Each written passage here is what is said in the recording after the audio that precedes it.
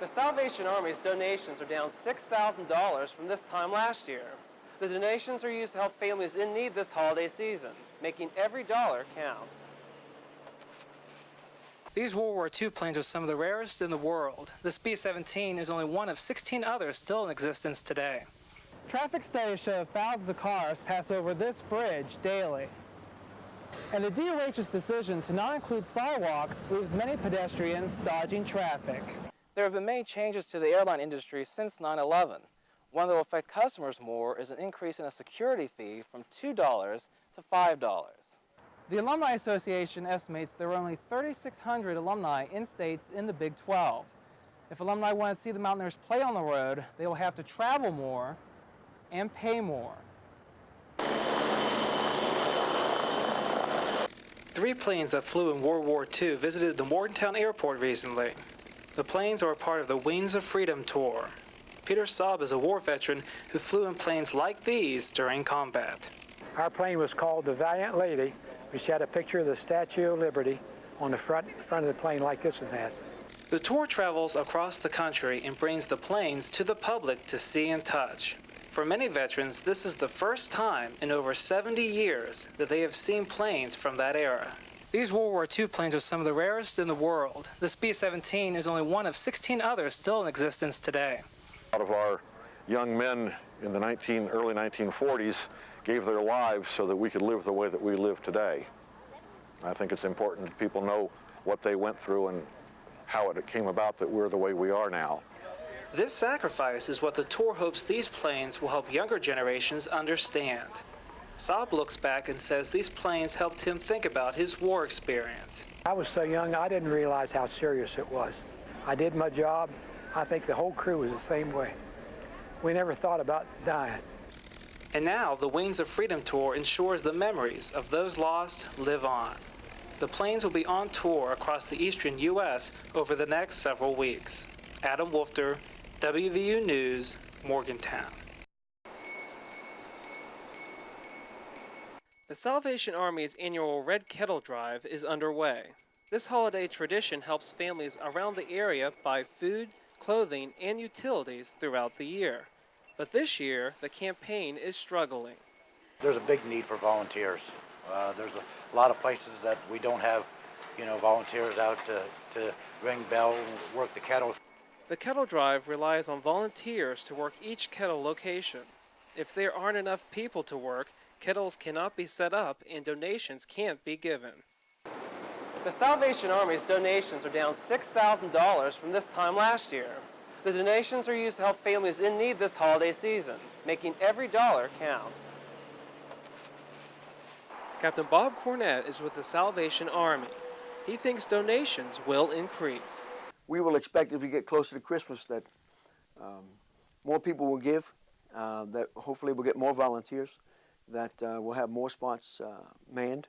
While the drive is off to a slow start, Milburn enjoys volunteering.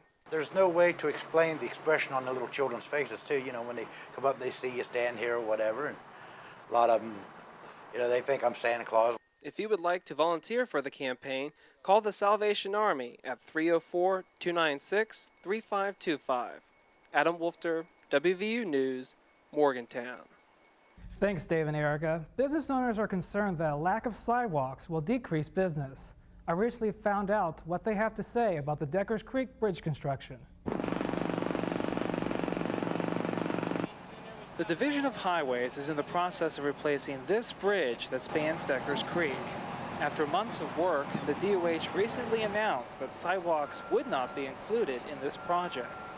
I think it's pretty poor engineering whenever, the money's being spent to upgrade this bridge or repair it or whatever needed to be done. If a person tries to run across this bridge because he's on foot, it's taking his life in his own hands. Traffic studies show thousands of cars pass over this bridge daily.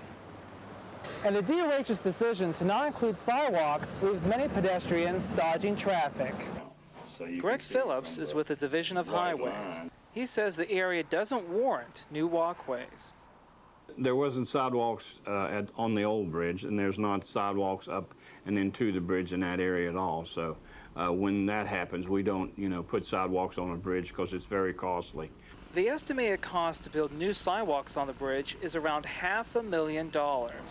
That's money the DOH doesn't have. While a sidewalk won't be worked into the construction, Scotchell plans to keep pressing the issue. We got to wait until the bridge is done, and then I'm going to go after the city to find out why they can't do a wooden sidewalk like they did on the other side of Marilla Park. People are urged to use caution when driving and walking through this area. The Division of Highways says the date of the completion of the bridge depends on the weather over the next few months. The DOH expects to wrap up the project this December.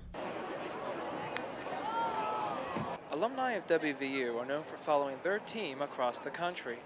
Now West Virginia's move into the Big 12 means alumni and fans will have to travel even further for games. The exit from the Big East means easy road trips are a thing of the past. I'll miss getting in a car and simply driving on a road trip. It kind of takes me back to my college days of, me and my friends just getting in a car and going to an away game. The majority of WVU's 190,000 alumni are located in the eastern U.S. For these fans, the closest road game is 800 miles from Morgantown. The Alumni Association estimates there are only 3,600 alumni in states in the Big 12. If alumni want to see the Mountaineers play on the road, they will have to travel more and pay more. Stephen Douglas is the president of the WVU Alumni Association. He says alumni should plan ahead.